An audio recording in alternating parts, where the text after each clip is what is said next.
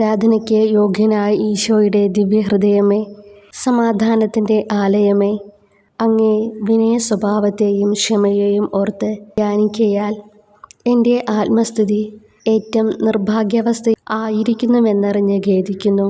ഓ മാധുര്യം നിറഞ്ഞ എൻ്റെ രക്ഷിതാവിൻ്റെ ദിവ്യഹൃദയമേ, ദുർഗുണങ്ങളാൽ നിറഞ്ഞ എൻ്റെ ഹൃദയത്തെ മാറ്റി ഇതിൽ അങ്ങേ ദിവ്യഹൃദയത്തിലെ വിനയശീലം ധാരാളമായി നൽകണമെന്നും അങ്ങേ അനന്തമായ ക്ഷമയെയും വിനയശീലത്തെയും ഓർത്ത് ഞാൻ പ്രാർത്ഥിക്കുന്നു.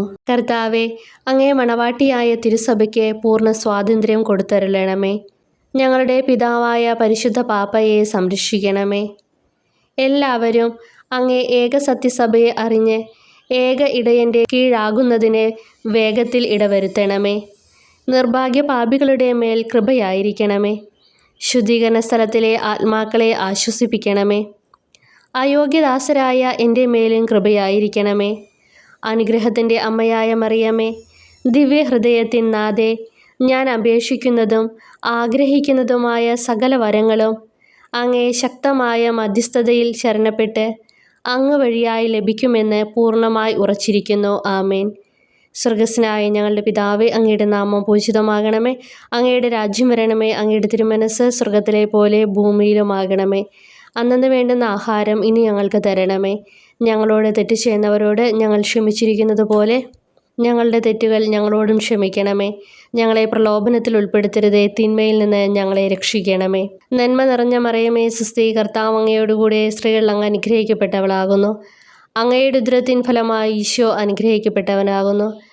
പരിശുദ്ധ മറിയമേ, തമ്പുരാൻ്റെ അമ്മേ, പാപികളായ ഞങ്ങൾക്ക് വേണ്ടി എപ്പോഴും ഞങ്ങളുടെ മരണസമയത്തും തമ്പുരാനോട് അപേക്ഷിക്കണമേ. ആമേ.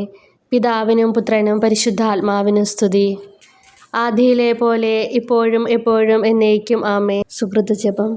വിനയശീലത്തിൻ്റെ മാതൃകയായ ഈശോയുടെ തിരുഹൃദയമേ, എനിക്ക് വിനയശീലം തന്നരുളണമേ. സൽക്രിയ. നമ്മുടെ മനസ്സിന് വിരോധമായി എന്തെങ്കിലും ഇന്ന് സംഭവിച്ചാൽ അത് ക്ഷമയോടുകൂടി സഹിക്കുക.